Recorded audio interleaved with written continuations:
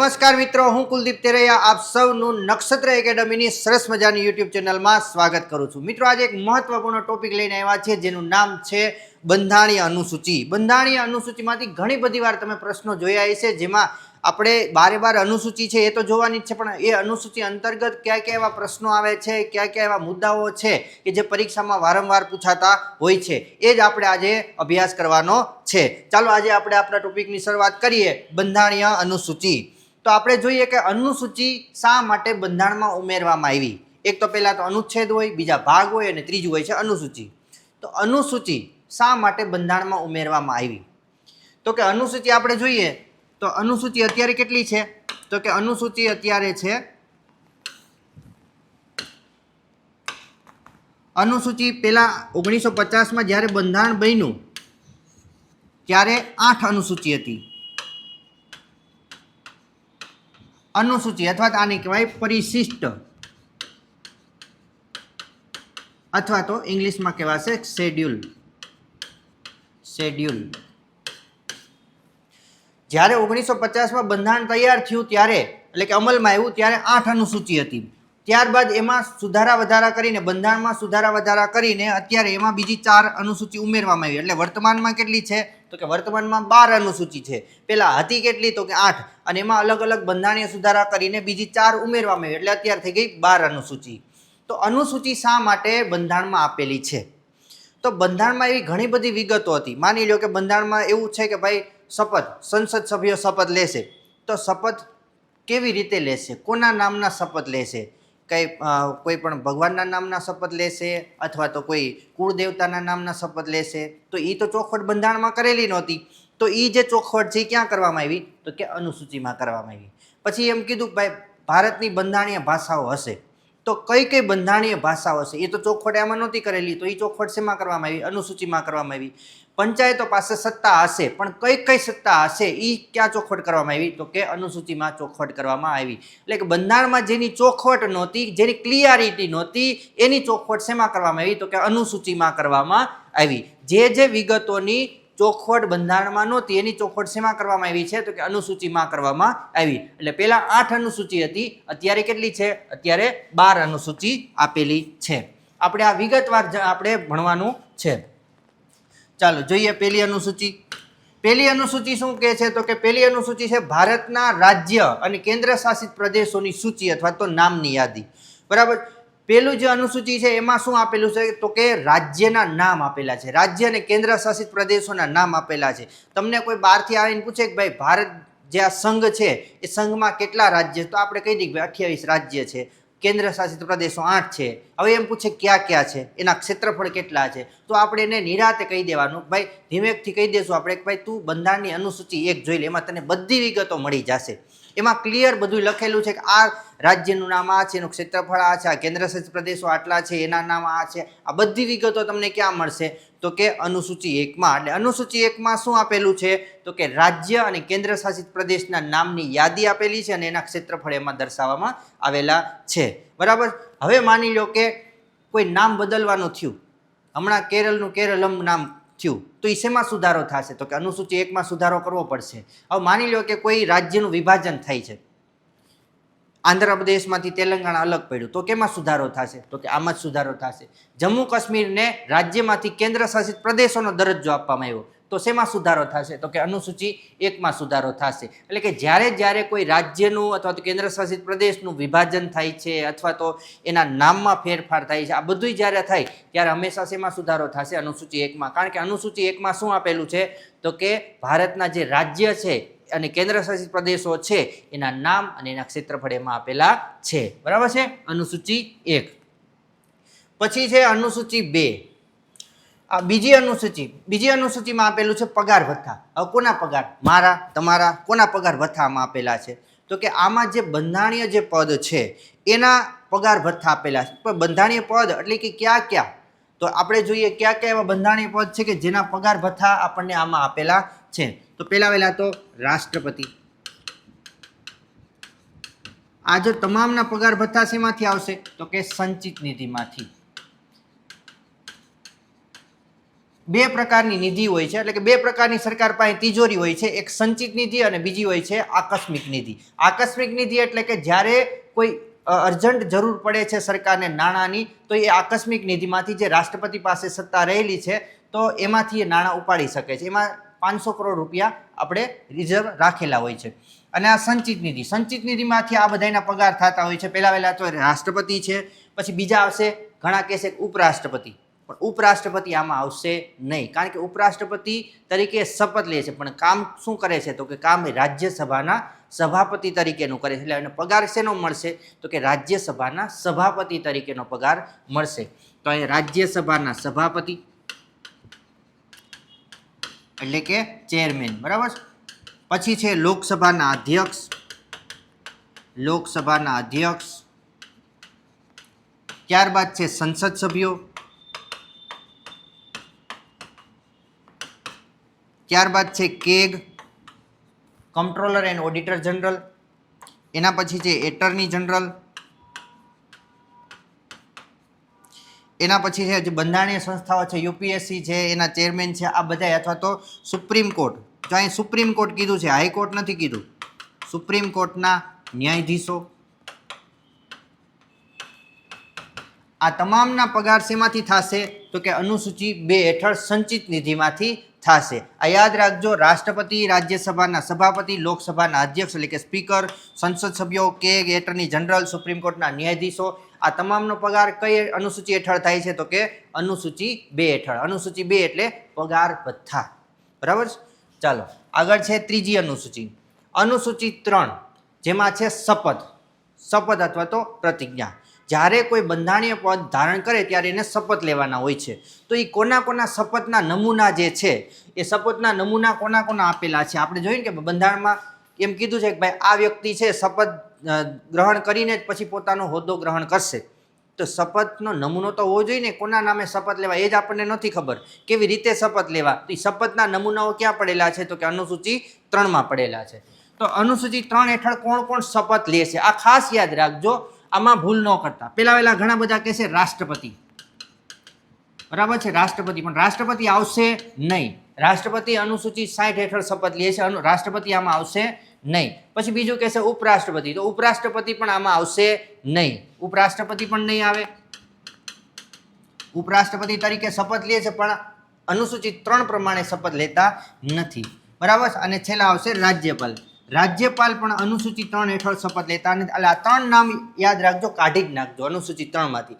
રાષ્ટ્રપતિ, ઉપરાષ્ટ્રપતિ અને રાજ્યપાલ, આ 3 વ્યક્તિ જે છે એ અનુસૂચિ 3 પ્રમાણે શપથ લેતા નથી. તો વૈધા કોણ, તો પહેલા તો આપણે જોઈએ સંસદ સભ્યો, પછી છે સંસદીય મંત્રીઓ, સંસદના મંત્રીઓ જે ગુપ્તતાના શપથ લે છે. ત્યારબાદ આપણે જોઈએ જે અધ્યક્ષ હોય છે, જે સંસદ સભ્ય તરીકે, લોકસભાના અધ્યક્ષ છે, એ સંસદ સભ્ય તરીકે શપથ લે છે. પછી રાજ્યસભાના સભાપતિ, સભાપતિ. ત્યારબાદ છે સુપ્રીમ કોર્ટ, સુપ્રીમ કોર્ટ. અને જો પેલા પગાર ભથ્થામાં શું હતું, એમાં સુપ્રીમ કોર્ટના ન્યાયાધીશ આવતા હતા, માત્ર સુપ્રીમ કોર્ટના ન્યાયાધીશ હતા. જ્યારે અહીંયા સુપ્રીમ કોર્ટ અને વડી અદાલત અથવા તો હાઈકોર્ટ, વડી અદાલતના ન્યાયાધીશો, સુપ્રીમ કોર્ટ અને વડી અદાલતના ન્યાયાધીશો. ત્યારબાદ છે કેગ, એના પછી છે એટર્ની જનરલ. આ તમામ સભ્યો છે અનુસૂચિ 3 મુજબ શપથ લે છે. એના પછી આપણે જોઈએ અહીંયા વિધાનસભાના સભ્યો. વિધાનસભા તમને ખબર છે રાજ્યમાં હોય છે, બરાબર છે. તો વિધાનસભાના જે સભ્યો છે, વિધાન મંડળના જે સભ્યો છે, એ બધા કોની અનુસૂચિ, કઈ અનુસૂચિ હેઠળ શપથ લે છે, કે અનુસૂચિ 3 હેઠળ શપથ લે છે. તો અનુસૂચિ 3માં શું આપેલું છે તો કે શપથ આવેલા, પણ શપથ આપેલા છે તો એમાં યાદ રાખવાનું રાષ્ટ્રપતિ, ઉપરાષ્ટ્રપતિ અને રાજ્યપાલ નહીં આવે. એની સિવાયના જેટલા પણ પદ છે એ અનુસૂચિ 3 હેઠળ શપથ લે છે. ચાલો એના પછી જોઈએ અનુસૂચિ 4. અનુસૂચિ 4 છે રાજ્યસભાની બેઠકો. તો રાજ્યસભાની બેઠકો આપણે જોઈએ તો રાજ્યસભાની કુલ બેઠકો છે 250, બરાબર. તો આ 250 બેઠકો છે. એમાંથી આપણે જોઈએ તો 12 સભ્યો રહ્યા ને એ નિમણૂક થઈને આવે છે, રાષ્ટ્રપતિ દ્વારા નિમણૂક થઈને આવે. કેટલા સભ્યો? 12 સભ્યો નિમણૂક થઈને આવે એટલે વૈધા કેટલા? 238 સભ્યો વૈધા. હવે આ 238 સભ્યો છે પ્રત્યક્ષ રીતે ચૂંટાઈને આવે કે પરોક્ષ રીતે? તો કે જે 238 સભ્યો છે એ રાજ્યસભામાં પરોક્ષ રીતે ચૂંટાઈને આવે છે,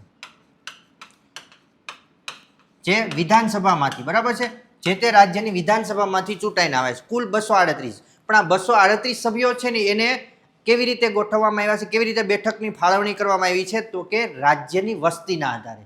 કોના આધારે? તો કે રાજ્યની વસ્તી. આ બેઠકો નક્કી કરવા માટે દર 25 વર્ષે, કેટલા વર્ષે? દર 25 વર્ષે એક કમિટી બને જેનું નામ હોય છે સીમાંકન કમિટી. સીમાંકન કમિટી, સીમાંકન કમિટી જે દર 25 વર્ષે બને. કેટલા વર્ષે? દર 25 વર્ષે. દર 25 વર્ષે બને. લાસ્ટ આપણે જોઈએ તો 2001માં એને ભલામણ કરેલી હતી. હવે ક્યારે બનશે? તો કે 2026માં. બરાબર, 2026માં હવે નવી સીમાંકન કમિટી બનશે. તો એણે જે છેલ્લું સીમાંકન થયું ત્યારે આ બેઠકો એણે જાહેર કરી હતી. કુલ 250 બેઠકો છે, એમાંથી 238 પરોક્ષ રીતે ચૂંટાઈને આવશે. તો આ જે 238 સભ્યો છે એને અલગ અલગ રીતે બેઠકો ફાળવણી અલગ અલગ રાજ્યના આધારે કરવામાં આવી છે. તો વસ્તીના આધારે કરવામાં આવી છે. તો આપણે જો ખબર છે કે રાજ્યસભામાં ગુજરાતની બેઠકો કેટલી છે? તો કે ગુજરાતની બેઠકો આપણે જોઈએ રાજ્યસભામાં તો કે 11 બેઠકો છે. કેટલી બેઠકો? 11. તો આ શેના આધારે નક્કી થયું? તો કે વસ્તીના આધારે. વસ્તી. પણ કઈ વસ્તી ગણતરી? તમને એમ પૂછે કે ભાઈ કઈ વસ્તી ગણતરીના આધારે? તો તમે શું કહેશો? 2001માં આપણે જે આનો અહેવાલ આવ્યો હતો, રિપોર્ટ આવ્યો હતો, તો 2001ની વસ્તી ગણતરી? તો કે ના, આમાં આધાર વર્ષ રાખવામાં આવ્યું છે. આ જે સીમાંકન હતું 2001માં જે રિપોર્ટ આવ્યો એનું આધાર વર્ષ હતું 1971ની વસ્તી ગણતરી. વર્ષ 1971ની જે વસ્તી ગણતરી છે એને આધાર વર્ષ રાખવામાં આવ્યું છે. આને શું રાખવામાં આવ્યું છે? તો કે આધાર વર્ષ. 1971ની વસ્તી ગણતરીના આધાર વર્ષ રાખીને આ સભ્યો નક્કી કરવામાં આવ્યો. 2026માં પાછો આંકડો ચેન્જ થશે આમાં. એટલે આ અનુસૂચિ જે 4 છે એમાં શું આપવામાં આવ્યું છે કે રાજ્યસભાની બેઠકો, રાજ્યસભાની અલગ અલગ રાજ્યની અલગ અલગ બેઠકો હોય છે. જેમ કે આપણે જોઈએ તો યુપીમાં સૌથી વધારે વસ્તી છે, તો વસ્તીના આધારે જોવા જઈએ તો એની 31 બેઠકો છે અત્યારે. અને એના પછી આપણે જોઈએ ગુજરાતની કેટલી બેઠકો છે? તો કે ગુજરાતની આપણે અત્યારે 11 બેઠકો છે. એ સિવાય આપણે ગોવા, સિક્કિમની જોઈએ તો એક એક બેઠકો એની હશે. તો એ શેના આધારે નક્કી થાય છે? તો કે વસ્તીના આધારે. તો એના માટે આધાર વર્ષ ક્યુ રાખવામાં આવ્યું છે? તો કે 1971. એના માટેની સીમાંકન કમિટી ક્યારે બની હતી? તો કે 2000 સાલમાં, અને 2001માં એને રિપોર્ટ આપ્યો હતો. બરાબર છે. તો આવી રીતે આ જે છે અનુસૂચિ 4માં જે રાજ્યસભાની બેઠકોની ફાળવણી છે અલગ અલગ રાજ્ય પ્રમાણે. ચાલો ત્યારબાદ જોઈએ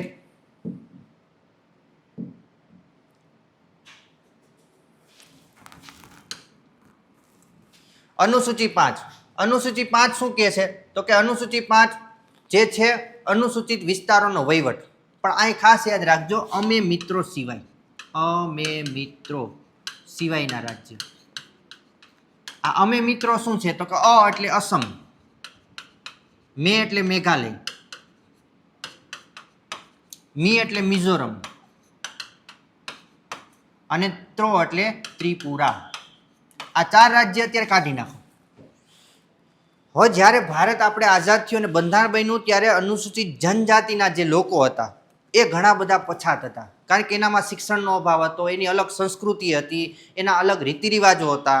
તો ભારત સરકાર જ્યારે કાયદો બનાવે છે, સંસદ કાયદો જ્યારે બનાવે છે, તો એની સંસ્કૃતિને અસર ન પહોંચે અથવા તો એની કોઈ જે રહેણીકરણી છે એમાં બદલાવ ન આવે. તો એ કારણથી આ જે અનુસૂચિ 5 હેઠળ એક રાજ્યના એક સર્વે કરવામાં આવ્યો, અલગ અલગ રાજ્યનો સર્વે કરવામાં, જેમાં અનુસૂચિત જનજાતિના લોકોનો વસવાટ છે. તો એના માટે અલગ અલગ 10 રાજ્ય, ભારતના કેટલા રાજ્ય? તો કે 10 રાજ્ય, 10 રાજ્યને આમાં સમાવવામાં આવ્યા. હવે તમને પૂછે કે ભાઈ અનુસૂચિ 5 હેઠળ કેટલા રાજ્ય છે? તો કે અનુસૂચિ 5 હેઠળ 10 રાજ્ય છે. આ 10 રાજ્ય ક્યાં ક્યાં છે આ યાદ રાખવા ખાસ જરૂરી છે. તો એમાં પહેલા ગુજરાતમાં તમને અનુસૂચિત જનજાતિના લોકો જોવા મળે છે? તો કે હા. તો પહેલા આવશે ગુજરાત, બીજું મધ્યપ્રદેશ, ત્રીજું છે રાજસ્થાન. આ ચારે આપણી બાજુના જો આ ગુજરાત, મધ્યપ્રદેશ, રાજસ્થાન અને મહારાષ્ટ્ર, 4 તો અહીંયા આવી ગયા. આ 4નું એક ગ્રુપ બની ગયું જે પાસેના રાજ્યનું છે. પછી એના પછી 3નું એક ગ્રુપ બનાવો તો એમાં આવશે છત્તીસગઢ, એના પછી છે ઝારખંડ, અને એના પછી છે ઓડિશા. આ ત્રણેય બાજુના રાજ્ય છે. તો 3. હવે 2નું ગ્રુપ બનાવો. તો 2નું ગ્રુપ એટલે કે આંધ્રપ્રદેશ અને તેલંગાણા. હવે કેટલા વધ્યા? તો કે 1 વધ્યું. 1 એટલે હિમાચલ પ્રદેશ. આ 10 રાજ્ય. તો આ 10 રાજ્ય આમાં શું કામ સમાવવામાં આવ્યા? તો પહેલા તો જે આ આદિવાસી જે લોકો છે, અનુસૂચિત જનજાતિના લોકો છે, એનો અધિકારો છે છીનવાઈ ન જાય, એનું જે એને એક પ્રકારની સત્તા મળી રહે, અને સાથે સાથે જે એ લોકો છે એનું રહેણી કહેણી અને સંસ્કૃતિમાં બદલાવ ન આવે કાયદાના હિસાબે. તો એના માટે અલગ અલગ જે જિલ્લા પરિષદો બનાવવામાં આવી હોય છે, જે રાજ્યપાલને અલગ અલગ રીતે રિપોર્ટ સોંપતા હોય છે. અને રાજ્યપાલ છે આમાં જ્યારે કાયદા બનાવે છે, કોઈ સંસદ કાયદો બનાવે છે, ત્યારે રાજ્યપાલ આમાં સુધારા વધારા કરીને આ જે રાજ્યો છે એમાં અમલ કરાવશે. આ વિસ્તારો છે, ગુજરાત માની લો ગુજરાત આમાં છે, તો ગુજરાતનું આખો રાજ્ય એમાં નહીં હોય. ગુજરાત આખા રાજ્ય માટે નહીં, પણ ગુજરાતના જે આદિવાસી વિસ્તારો છે એના માટે આમાં જોગવાઈ કરવામાં આવેલી છે. એટલે માની લો કોઈ કાયદો બને, તો એ કાયદો જ્યારે બને છે તો રાજ્યપાલ એમાં સુધારા વધારા કરીને આ જે ગુજરાતના જેટલા જિલ્લાઓમાં આદિવાસી લોકોનો જે વિસ્તાર છે એમાં સુધારા વધારા કરીને અમલમાં મૂકશે. બરાબર છે. એટલે આ અનુસૂચિ 5 હેઠળ શું આપવામાં આવ્યું છે? તો કે 10 રાજ્યનો એક લિસ્ટ છે, જોગવાઈ છે 10 રાજ્ય માટે, કે જેમાં અનુસૂચિત જનજાતિના લોકો છે એના માટે કોઈ પણ કાયદો બનશે તો એના માટે જે રાજ્યપાલ છે સુધારા વધારા કરીને અહીંયા અમલીકરણ કરાવશે. બરાબર. તો એના માટે છે અનુસૂચિ 5. ચાલો ત્યારબાદ આગળ જોઈએ અનુસૂચિ 6. અનુસૂચિ 6 શું કહે છે? તો અનુસૂચિ 6 આપણે ઓલામાં 4 રાજ્ય બાકાત કર્યા હતા. કયા રાજ્ય બાકાત કર્યા હતા? તો કે અનુસૂચિ 6 હેઠળ અસમ, મેઘાલય, મિઝોરમ અને ત્રિપુરા. અમે મિત્રો. બરાબર, આટલું યાદ રાખવાનું. અનુસૂચિ 6 હેઠળ કેટલા રાજ્ય છે? અસમ, મેઘાલય, મિઝોરમ અને ત્રિપુરા. તો આ જે 4 રાજ્ય છે એમાં આ રાજ્યની અંદર અલગ અલગ અનુસૂચિત જનજાતિના લોકો રહે છે, જે પ્રાદેશિક રીતે વહેંચાયેલા છે. મેઘાલયમાં આપણે જોઈએ, મિઝોરમમાં જોઈએ, અસમમાં જોઈએ, તો એમાં અનુસૂચિત જનજાતિના લોકો જ છે, પણ એમાં કેવી રીતે છે? અલગ અલગ વહેંચાયેલા છે. તો એના કારણે અલગ અલગ જિલ્લા પરિષદો બનાવવામાં આવી છે. માની લો કે કોઈ પણ ખાસી છે, ગારો છે, તો એવી રીતે એની જિલ્લા પરિષદ અલગ અલગ વિસ્તારો વાઇઝ એક જિલ્લા પરિષદો બનાવેલી હોય છે. અને એ પોતાનો જે રિપોર્ટ છે એ કોને સોંપતા હોય છે? રાજ્યપાલને સોંપતા હોય છે. અને એના આધારે રાજ્યપાલ છે કયા કાયદાઓ છે એ વિસ્તારમાં લાગુ પાડવા, કયા વિસ્તારોમાં ન લાગુ પાડવા, કયા વિસ્તારોમાં સુધારા વધારા કરીને લાગુ પાડવા, એ તમામ સત્તાઓ કોની પાસે હોય છે? તો કે રાજ્યપાલ પાસે હોય છે. અને આ જે ક્ષેત્રો છે એનો વિકાસ થાય તો એના માટે જિલ્લા પરિષદો પાસે પણ ઘણી બધી સત્તાઓ રહેલી હોય છે. તો અનુસૂચિ 6 હેઠળ 4 રાજ્ય અમે મિત્રો એટલે કે અસમ, મેઘાલય, મિઝોરમ અને ત્રિપુરા. પણ તમને અનુસૂચિ 5 હેઠળના રાજ્ય કહેતો તો કે અનુસૂચિ 5 હેઠળના રાજ્ય એટલે કે 10 રાજ્ય છે. બરાબર. અહીં 4 રાજ્ય છે, ઓલામાં 10 રાજ્ય. ચાલો આગળ જોઈએ અનુસૂચિ 7. અનુસૂચિ 7માં સત્તાની વહેંચણી કરવામાં આવી છે. શું કરવામાં આવ્યું? સત્તાની વહેંચણી. જ્યારે આપણે બંધારણ બન્યું અને ત્યારે અલગ અલગ વહેંચણી. ભાઈ આપણો દેશ કેવો છે? સંઘ છે. સંઘ છે એટલે બધાને આપણે સાથે લઈને કામ કરશે. અમુક સત્તા કેન્દ્ર સરકાર પાસે હશે, અમુક સત્તા રાજ્ય સરકાર પાસે હશે. આવી રીતે જે સત્તા છે વહેંચણી કરવામાં અમુક કામ બે સાથે મળીને કરશે. બરાબર છે. તો આવી રીતે અમુક સત્તા કેન્દ્ર પાસે, અમુક સત્તા રાજ્ય પાસે અને અમુક સત્તા સંયુક્ત બે સાથે મળીને કામ કરશે. તો આવી રીતે જે સત્તાની વહેંચણી કરવામાં આવી છે.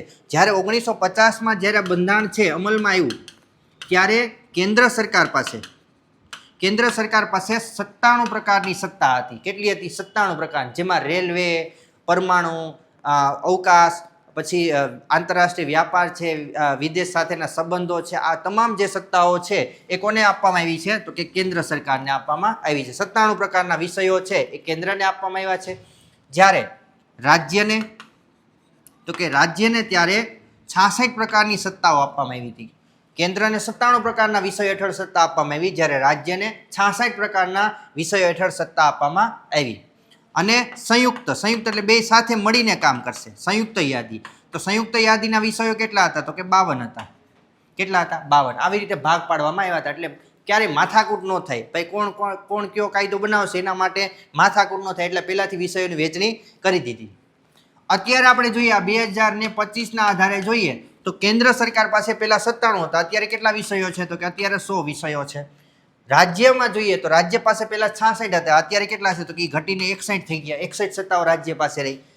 સંયુક્ત યાદીમાં જોઈએ કે બે સાથે મળીને કામ કરશે તો એમાં પેલા 52 ને 48 આવશે. 48 હતા, અત્યારે કેટલા છે? તો કે અત્યારે 52 પ્રકારની જે સત્તાઓ છે એ કોની પાસે રહેલી છે? તો કે સંયુક્ત યાદીમાં રહેલી છે. અહીંયા પેલા હતી 48, અત્યારે છે 52. તો આવી રીતે કામની વહેંચણી કરવામાં આવી છે. હવે તમે એવું કહેશો આપણે અમુક સત્તાઓ છે કે જે આમાં ઉલ્લેખ જ નથી, તો એ સત્તા કોની પાસે રહેશે? જેનો આમાં ઉલ્લેખ નથી એ બાકીની તમામ સત્તાઓ સંસદ પાસે રહેશે, અથવા તો કોની પાસે રહેશે? કેન્દ્ર પાસે રહેશે. જેનો આમાં ઉલ્લેખ નથી એવી તમામ સત્તાઓ કોની પાસે રહેશે? કેન્દ્ર પાસે રહેશે. બરાબર. તો અનુસૂચિ 7માં શું આપેલું છે? તો કે સત્તા આપેલી. સત્તા કોની? તો કે કેન્દ્ર, રાજ્ય અને સંયુક્ત યાદીની સત્તા આપેલી છે. ચાલો, એના પછી અનુસૂચિ 8. અનુસૂચિ 8માં ભારતીય બંધારણમાં માન્ય ભાષાઓ એટલે કે બંધારણીય ભાષાઓ વિશે ઉલ્લેખ કરવામાં આવ્યો છે. ભારતની જે બંધારણીય ભાષાઓ કેટલી છે? તો કે 22 ભાષાઓ છે. આ 22 ભાષાઓ પહેલા 22 નહોતી. પહેલા જ્યારે બંધારણ અમલમાં આવ્યું ત્યારે 14 ભાષાઓ હતી. એના ત્યારબાદ 8 એમાં ઉમેરવામાં આવી. અલગ અલગ બંધારણીય સુધારા દ્વારા એમાં 8 ભાષાઓ ઉમેરવામાં આવી. જોઈએ 8 ભાષાઓ અને 14 ભાષાઓ, ટોટલ 22 ભાષાઓ આપણે જોવાની છે. તો આ ભારતીય બંધારણની માન્ય ભાષાઓ કેટલી છે? તો કે 22 છે. તો એમાં પહેલા આપણે જોઈએ તો પહેલા તો આપણી ભાષા એટલે કે હિન્દી, ત્યારબાદ બીજી આપણી જે સંસ્કૃત, પછી ઉર્દુ, આ 3 ભાષાઓ પહેલા લઈ લેવાની. હવે ત્યારબાદ આપણે જોઈએ, ઉપરથી શરૂઆત કરીએ તો કાશ્મીરમાં કઈ ભાષા બોલાય? તો કે કાશ્મીરી. ત્યારબાદ નીચે એનાથી આવે તો પંજાબમાં પંજાબી. ત્યારબાદ હરિયાણામાં આવી તો હરિયાણવી બોલાય, પણ આપણી આમાં સમાવેશ કરવામાં નથી આવ્યો. પછી આગળ આવે રાજસ્થાન, તો રાજસ્થાન એમાં રાજસ્થાની ભાષા છે એ આમાં સમાવેશ નથી કર્યો. ત્યારબાદ આપણે ગુજરાતી. આ પહેલાં આપણે 14 ભાષાઓ જોઈએ છે, પછી બીજી 8 જોશું. બરાબર છે. તો આ ગુજરાત, પછી મરાઠી. મહારાષ્ટ્રથી નીચે જઈએ એટલે ગોવા આવે, પણ એ પાછળથી જોડવામાં આવી હતી કોંકણી ભાષા, અત્યારે નથી લખવાની. મરાઠી પછી આવે છે કર્ણાટકમાં કન્નડ. ત્યારબાદ આવે છે કેરળ, તો કેરળની કઈ ભાષા છે? તો કે મલયાલમ. ત્યારબાદ એની બાજુમાં જોઈએ તો તમિલનાડુ, તો તમિલનાડુમાં કઈ ભાષા? તો કે તમિલ. એનાથી ઉપર આવે છે આંધ્રપ્રદેશ અને તેલંગાણા, તો એની ભાષા છે તેલુગુ. અને ઓડિશાની ભાષા છે ઉડિયા અથવા તો ઓડિસી. ઓડિસી અથવા તો ઉડિયા. ત્યારબાદ આપણે ઓડિશાથી ઉપર જઈએ તો ત્યાં આવશે પશ્ચિમ બંગાળ, તો ત્યાં ભાષા છે બાંગ્લા અથવા તો બંગાળી. આ બંગાળી ભાષા. બરાબર. અને ત્યાંથી આપણે 7 સિસ્ટરમાં જઈએ તો 7 સિસ્ટરમાં આપણે એક રાજ્ય છે જેનું નામ છે અસમ, તો અસમની ભાષા છે અસમી. બરાબર છે. કેટલી ભાષાઓ? તો 1 2 3 4 5 6 7 8 9 10 11 12 13 ને 14 ભાષાઓ થઈ ગઈ. આ 14 ભાષાઓ જ્યારે 1950માં બંધારણ અમલમાં આવ્યું ત્યારે આ ભાષાઓ 14 હતી, પણ એમાં 8 ભાષા ઉમેરવામાં આવી. હવે 8 ભાષા કયા બંધારણીય સુધારા દ્વારા કઈ કઈ ભાષા ઉમેરવામાં આવી એ આપણે જોઈએ. ચાલો, આ એક ક્લિયર રાખજો. આ 14 ભાષાઓ જે બંધારણ જ્યારે શરૂઆત થઈ ત્યારે હતી, એમાં ત્યારબાદ સુધારા કરીને બીજી 8 ભાષા ઉમેરવામાં આવી. તો એમાં જોઈએ પહેલી ભાષા તો કે 21મો બંધારણીય સુધારો ક્યારે થયો? તો કે 21મો બંધારણીય સુધારો 1967માં થયો. 1967માં જે 21મો બંધારણીય સુધારો થયો અને એક ભાષા ઉમેરવામાં આવી જે હતી સિંધી. આ સિંધી ભાષા ઉમેરવામાં આવી ક્યારે? તો કે 1967માં 21મો બંધારણીય સુધારો. ત્યારબાદ જોઈએ તો 71મો બંધારણીય સુધારો. 71મો બંધારણીય સુધારો ક્યારે થયો? તો કે 1992માં. 1992માં જે 71મો બંધારણીય સુધારો થયો એમાં 3 ભાષા ઉમેરવામાં આવી. 3 ભાષા યાદ રાખવાનું. નમક એટલે કે નેપાળી, બીજી છે મણિપુરી અને ત્રીજી છે કોંકણી. આ 3 ભાષા ઉમેરવામાં આવી. નમક 1992માં કેટલી ભાષા ઉમેરવામાં આવી 71માં બંધારણીય સુધારા દ્વારા? તો કે નમક એટલે કે નેપાળી, મણિપુરી અને કોંકણી. ત્યારબાદ જોઈએ કેટલી થઈ? 14 હતી, 15મી આ આવી, 15 ને 3 18 આ થઈ. હવે બીજી 4 ભાષા ઉમેરવી પડશે. તો કે આપણે 92મો બંધારણીય સુધારો. 92મો બંધારણીય સુધારો 2003. તો એમાં એક સાથે 4 ભાષા ઉમેરવામાં આવી. કેટલી ભાષા? તો કે 4 ભાષા. 4 કઈ? તો કે આપણે એક સૂત્ર આવડે છે, ઓલું બોડો મસ એવું કંઈક સૂત્ર આવે છે, બોડ માસનું સૂત્ર આવે છે ગણિતમાં, તો એના પરથી યાદ રાખવાનું બોડો મસ. બરાબર? બોડો મસ. બો એટલે બોડો. બોડો ભાષા ક્યાં બોલાય છે? તો કે બોડો ભાષા છે કાશ્મીરમાં બોલાય છે. સોરી, બોડો ભાષા અસમમાં બોલાય છે. ડોગરી ભાષા,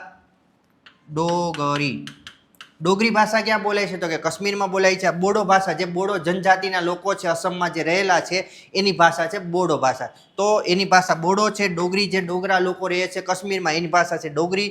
પછી છે મ એટલે મૈથિલી, જે મિથિલા પ્રદેશ છે જે બિહારમાં આવેલો છે, મિથિલા પ્રદેશની જાણીતી ભાષા એટલે કે મૈથિલી. બરાબર છે? અને આપણે મિથિલા પ્રદેશ જે આપણે રામાયણમાં બહુ સારી રીતે આપણે એમાં સમજ્યા છીએ, મિથિલા નરેશ રાજા જનક, સીતાજી ત્યાંના હતા. અને મૈથિલી અને સ આવે એટલે કે સંથાલી.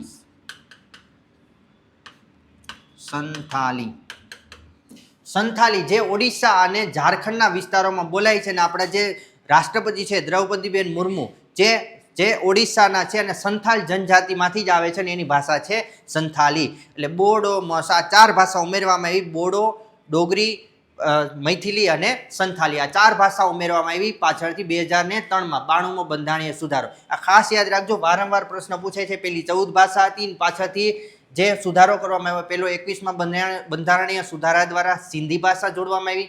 ત્યારબાદ 3 ભાષા જે ન મ ક ઉમેરવામાં આવી, જે હતું 1992માં 71મો બંધારણીય સુધારો.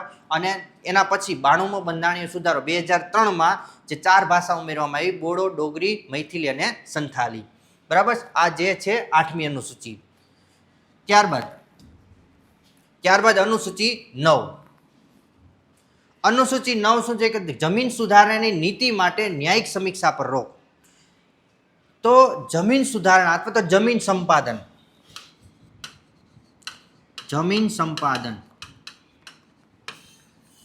હવે સરકાર આપણી હતી, તમને ખબર છે, જ્યારે 1950માં જો 9મી અનુસૂચિ છે. 9મી અનુસૂચિ એટલે પહેલા કેટલી અનુસૂચિ હતી?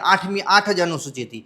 પાછળથી બીજી 4 ઉમેરવામાં આવી. તો આ 9મી અનુસૂચિ ક્યારે ઉમેરવામાં આવી? તો કે બંધારણનો પ્રથમ સુધારો કરવામાં આવ્યો, પ્રથમ બંધારણીય સુધારા દ્વારા. પ્રથમ બંધારણીય સુધારા ક્યારે કરવામાં આવ્યો? પ્રથમ બંધારણીય સુધારો તો કે 1951માં. 1951માં પ્રથમ બંધારણીય સુધારો કરવામાં આવ્યો અને એના સાથે જ આ અનુસૂચિ 9 ઉમેરવામાં આવી.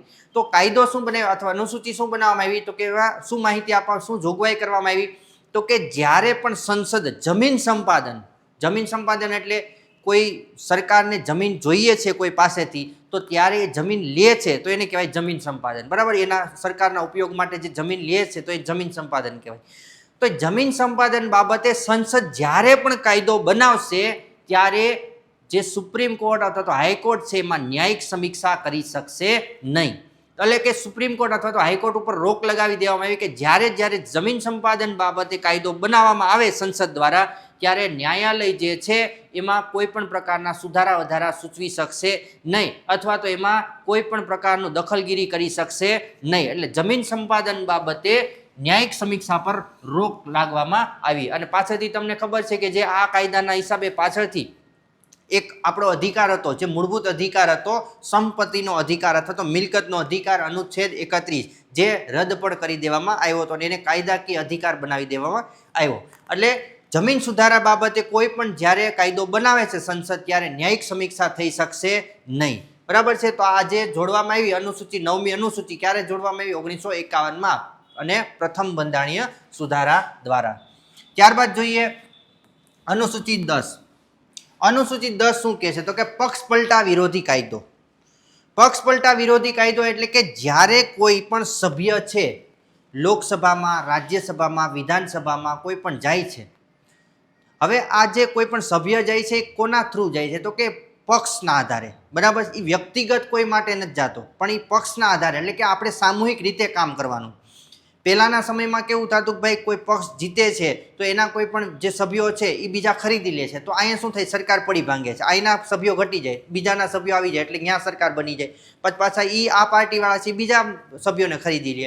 તો આવી રીતે ચાલ્યા રાખતું. તો સરકાર બરાબર ચાલી શકતી નહીં. અને ટેકાની સરકારો હતી ઘણી બધી, તમને ખબર છે પહેલાના સમયમાં. તો આવું ન થાય અને દેશનો સારી રીતે વિકાસ થાય ને એક સામૂહિક રીતે એક સામૂહિક જવાબદારી લઈને તમામ સભ્યો કાર્ય કરે, તો એના માટે આ પક્ષ પલટા વિરોધી કાયદો લાગુ કરવામાં આવ્યો, જેના દ્વારા હવેથી જો કોઈ પણ સભ્ય છે, લોકસભાનો હોય, રાજ્યસભાનો હોય અથવા તો વિધાનસભાનો કોઈ પણ સભ્ય છે, એ પક્ષ પલટો કરશે તો એનું સભ્યપદ રદ થઈ જશે. કોઈ પણ સંસદ સભ્ય અથવા વિધાન સભાનો સભ્ય પોતાનો પક્ષ બદલશે તો સભ્યપદ રદ થશે. હવે ખાલી આટલાથી નહીં, સભ્યપદ ખાલી આ એક સભ્ય બદલશે, પક્ષ પલટો કરશે તો નહીં, પણ જો આ સભ્ય છે એ જ્યારે કોઈ મતદાન થતું હોય અને પક્ષ વિરુદ્ધનું મતદાન કરશે અથવા તો જ્યારે મતદાન હોય ત્યારે પક્ષની અનુમતિ વગર કોઈ પણ જે ગેરહાજર રહેશે અથવા તો મત આપવાનો ઇનકાર કરશે તો પણ આ કાયદા હેઠળ એનું સભ્યપદ રદ ગણાશે. તો આવી રીતે કાર્યવાહી થઈ શકે છે, કોઈ પણ સંસદ સભ્ય અથવા વિધાનસભાના સભ્યો પર કાર્યવાહી થઈ શકે છે. અને આ જે પક્ષ પલટા વિરોધી કાયદો છે એ કયા બંધારણીય સુધારા દ્વારા, તો કે 52મો બંધારણીય સુધારો, 52મો બંધારણીય સુધારો 1985 દ્વારા આ 10મી અનુસૂચિ ઉમેરવામાં આવી. પણ હવે મેં તમને કીધું કે કોઈ વ્યક્તિગત પક્ષ પલટો કરે છે તો એનું સભ્યપદ રદ ગણાશે, પણ જો પક્ષમાંથી એક સાથે 2/3 સભ્યો, કોઈ પક્ષમાંથી એક સાથે 2/3 સભ્યો બીજા પક્ષમાં જાય છે તો સભ્યપદ રદ ગણાશે નહીં. તો સભ્યપદ એમ જ રહેશે. શું કામ? તો કે આખો પક્ષ બીજામાં જાય છે, એટલે કે સામૂહિક રીતે નિર્ણય લે છે, કોઈ વ્યક્તિગત નિર્ણય નથી લેતો. આનો ઉદ્દેશ એટલો જ છે કે પક્ષ તરફથી કાર્ય કરે સભ્યો, નહીં કે પક્ષમાં વિરુદ્ધમાં જઈને અથવા તો પોતાના કોઈ અંગત સ્વાર્થને કારણે કોઈ બીજા પક્ષમાં એ ચાલ્યા જાય. તો એનો ઉદ્દેશ આટલો જ છે કે ભાઈ સામૂહિક રીતે જવાબદારી લઈને કાર્ય કરવાનું છે, નિર્ણયો લેવાના છે. કારણ કે તમે કોણ છો? સભ્યને આ સમજાવવા માંગે છે. તમે કોણ છો? તો કે તમે એક નાગરિકોએ તમારા ઉપર એક પ્રકારની જવાબદારી આપેલી છે, તો તમે તમારા સ્વાર્થ ખાતર તમે બીજાના પક્ષમાં તમે જઈ શકો નહીં. તો એક સાથે 2/3 સભ્યો જો પક્ષ પલટો કરે છે તો સભ્યપદ રદ ગણવામાં આવશે નહીં, પણ છૂટાછવાયા જો પક્ષ પલટો કરે છે તો એનું સભ્યપદ રદ ગણાશે. ના સભ્યપદ રદ કોણ કરી શકે છે? તો કે લોકસભામાં હશે, બરાબર, લોકસભામાં હશે તો સ્પીકર રદ કરી શકશે, અને રાજ્યસભામાં હશે તો કે જે ચેરમેન છે અથવા તો સભાપતિ છે એ આનું સભ્યપદ રદ કરી શકશે, અથવા તો વિધાનસભામાં હશે તો વિધાનસભાના જે અધ્યક્ષ છે એ સભ્યપદ રદ કરી શકશે. ચાલો, એના પછી છે અનુસૂચિ 11. અનુસૂચિ 11 છે જે છે ગ્રામ પંચાયતોની સત્તા, અથવા તો પંચાયતોને પણ ઘણી બધી યાદી આપવામાં આવી, વિષયોની યાદી, કે પંચાયતો પોતાની રીતે નિર્ણયો લઈ શકે છે, પોતાની રીતે અમુક જે કરવેરા જે છે ઉઘરાવી શકે છે, વાસ્તવિક સત્તા આપવામાં આવી. તો પંચાયતી રાજ માટે તમને ખબર છે કે 73મો બંધારણીય સુધારો થયો. કેટલામો સુધારો થયો? તો કે 73મો બંધારણીય સુધારો. આ 73મો બંધારણીય સુધારો થયો ક્યારે થયો? તો કે 1992માં. 1992માં 73મો બંધારણીય સુધારો થયો અને પંચાયતોને સત્તા આપવામાં આવી. કેટલા પ્રકારની સત્તા આપવામાં આવી? તો કે 29 પ્રકારના વિષયો હેઠળ, 29 પ્રકારના વિષયો હેઠળ સત્તા આપવામાં આવી.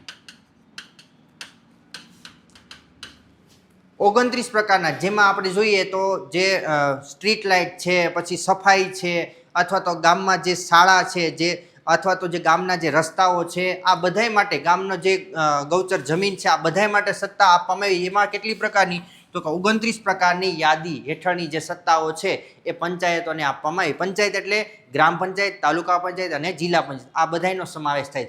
29 પ્રકારની સત્તાઓ જે છે પંચાયતોને સોંપવામાં આવી. કયા બંધારણીય સુધારા દ્વારા? તો કે 73મો બંધારણીય સુધારા દ્વારા. ચાલો, એના પછી અનુસૂચિ 12.